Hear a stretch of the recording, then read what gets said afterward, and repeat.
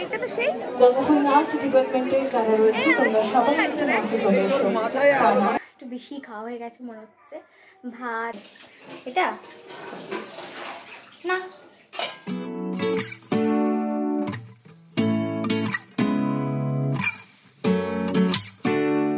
Hello everyone, আমি Mishti, you are watching mysterious. Welcome to a new blog. আর সবাইকে শুভ নববর্ষের অনেক অনেক প্রীতি, শুভেচ্ছা ও অভিনন্দন। নতুন বছর সকলের খুব ভালো কাটুক, আনন্দে কাটুক। আর আজ যেহেতু বছরের প্রথম দিন, তো মা বললো একটু ঘরবাড়ি সুন্দর করে পরিষ্কার করে গোছাতে। তাই প্রত্যেকটা ঘরের বিছানায় নতুন চাদর পাততে বললো। নিচের চাদরটা ভাই পেতে দিয়েছে, আর আমি ওপরের চাদর পাততে এসেছি আর কি। ওপরটা একটু সুন্দর করে গোছাতে এসেছি, নিচেরটা আমি দেখাচ্ছি।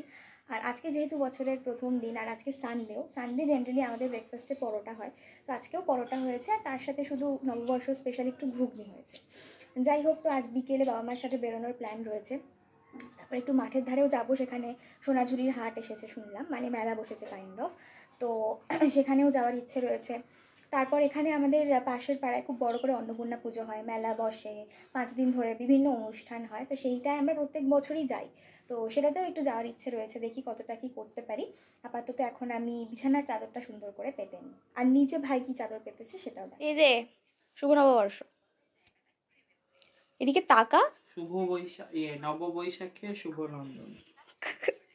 এই যে এটা হচ্ছে নতুন চাদর, যেটা কেনা হয়েছে রিসেন্টলি। মা বললো যে নতুন চাদরই পাততে, বালিশের ওয়ারগুলোও নতুন করে পাতা হয়েছে। আচ্ছা, এইখানে আছে হচ্ছে আমার জামা, নতুন জামা। এটা আমি আজকে পরবো বিকেলবেলা, সেজন্য এখানে এটা একটু ফিট করাতে হবে, মা একটু সেলাই করবে, আমার গায়ে বড় হচ্ছে, তো এটা এই জন্য এখানে রেখেছি। আর এই চাদরগুলো এখন ওপরে নিয়ে গিয়ে পাতবো। ওকে, লেটস গো। যে ওপরের ঘরে আমি নতুন চাদরটা পাতলাম।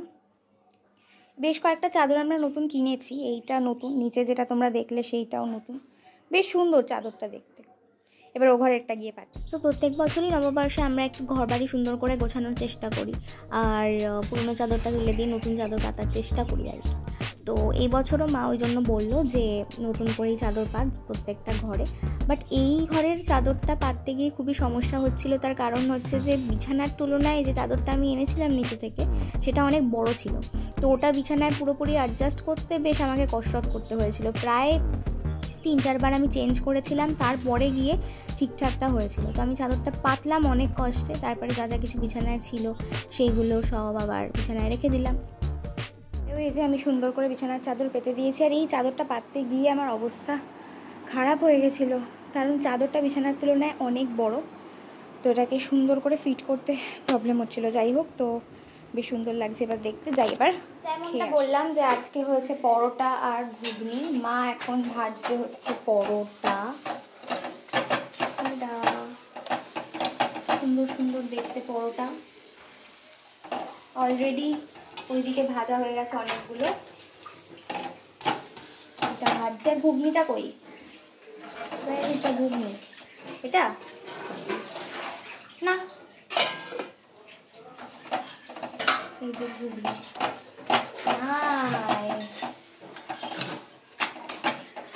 এই যে আমাদের নববর্ষ স্পেশাল ব্রেকফাস্ট। বাবা তুলতেই পাচ্ছি না। পরোটা আর ঘুগনি, এটা ভাইয়ের জন্য নিয়েছে। এত বদমাইশ, নিজের থালাটা বের করে নিল, আমার জন্য বের করলো না। যাই হোক, তো এটা এখন খেয়ে নিই আগে, তারপর চান টান করে নতুন জামা পরবো। আচ্ছা আমার ব্রেকফাস্ট করা হয়ে গেছে, পরোটা আর ঘুগনি যেমনটা বললাম যে ছিল। তো এখন আমি যাব হচ্ছে স্নান করতে, স্নান করে নতুন জামা পরবো, তারপর পুজো করব একটু। আর আজকে বেশ ভালো রান্নাবান্নাও হচ্ছে বাড়িতে, দুপুরে যখন খাবো তখন দেখাবো। আপাতত এখন চান করে আসি।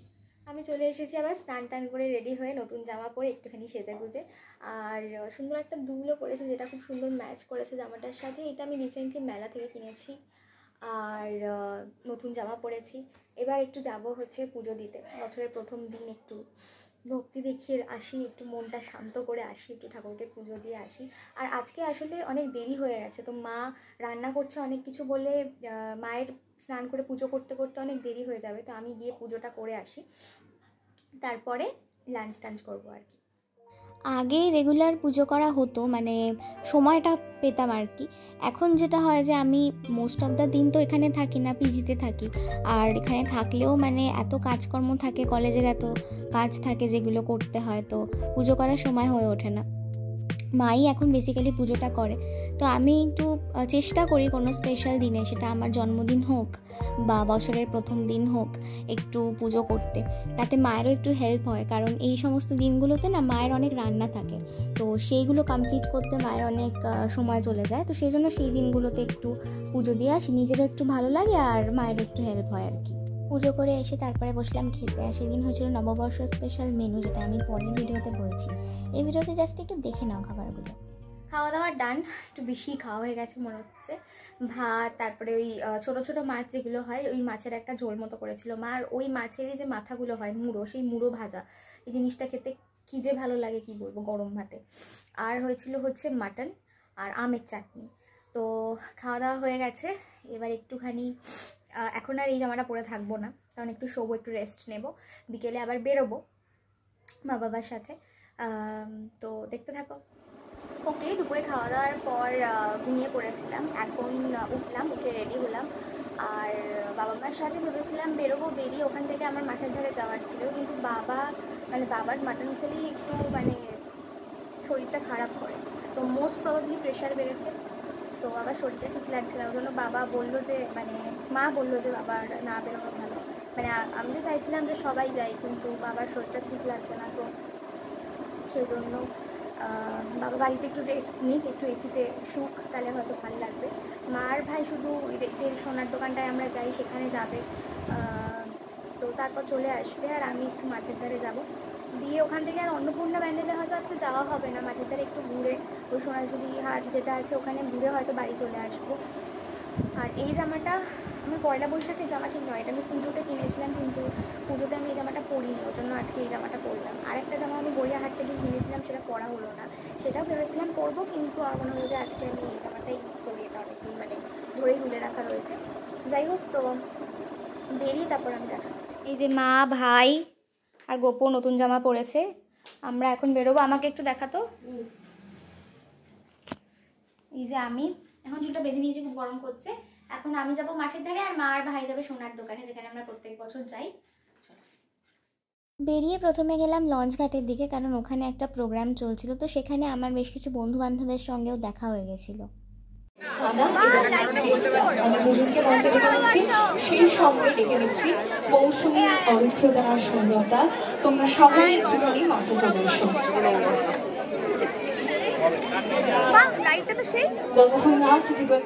ওখানে তারপর বেশ কিছুক্ষণ বসে একটু প্রোগ্রাম দেখলাম, ছবি তুললাম, কারণ খুব সুন্দর করে পুরো জায়গাটা ওরা সাজিয়েছিল। তারপরে গেলাম হচ্ছে সোনাঝুরি হাটের দিকে। অনেকে আমাকে চেনে না, আমি হলাম সজল পাল। আমি ছবি আঁকি বলতে লোকে বলে আমি শিল্পী, কিন্তু আমি মনে করি আমি সাধারণ মানুষ। আমি দেয়াল ধরে খাই, ওয়াল পেন্টিং করি আর মেহেন্দি পড়াই। তো এই গঙ্গাফুরি অনুষ্ঠানটি আমার ছোট ভাইরা করছে, বহু বছর ধরে ওদের সাথে আমার পরিচয়। একদম আগের এক সময় আমি করতাম, আমরা করতাম আর কি, আমরা যারা সিনিয়র ছিলাম। এখন ছোট ভাই বোনরা করছে, সবাই এখানে আছে, সবকটা আমাকে জোর করে তুললো। তাই সবাই এনজয় করো এবং এদের পাশে থেকো, ভবিষ্যতে যেন এরকম প্রোগ্রাম আরও হয় আর আমাদের আনন্দ দিয়ে যায়। অসংখ্য থ্যাংক ইউ।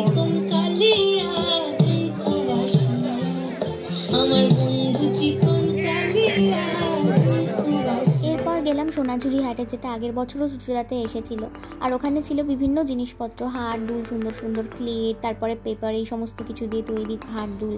তারপরে হচ্ছে সোনাঝুরি হাটে যেগুলো তোমরা পাবে সেরকম অনেক জিনিসপত্রই ছিল, ঘর সাজানোর বিভিন্ন জিনিসপত্র ছিল, পেন্টিংস ছিল, কুর্তি, চুড়িদার, পাঞ্জাবি, অনেক কিছু ছিল, শাড়ি ছিল। তারপরে হচ্ছে যেটা ছিল আচার, পাঁপড়, এই সমস্ত কিছু। আমরা ওখান থেকে পাঁপড় কিনেছিলাম। তারপর মেলা ঘোরা হয়ে গেলে ফাইনালি টোটো করে বাড়ি এলাম। টোটো পেতে তো কাল খুবই সমস্যা হয়েছিল, বাট ফাইনালি টোটো পেলাম আর চলে এলাম হচ্ছে বাড়ি। ওকে, আজকের এই ব্লগটা যদি তোমাদের ভালো লেগে থাকে তাহলে লাইক, কমেন্ট, শেয়ার করে দিও, চ্যানেলটাকে সাবস্ক্রাইব করে দিও। এখানেই ব্লগটা শেষ করছি। আশা করি এই নববর্ষ স্পেশাল ব্লগ তোমাদের ভালো লেগেছে, আর দেখা হচ্ছে আবার পরের কোনো একটা ব্লগে। Till then stay tuned and keep watching mysterious.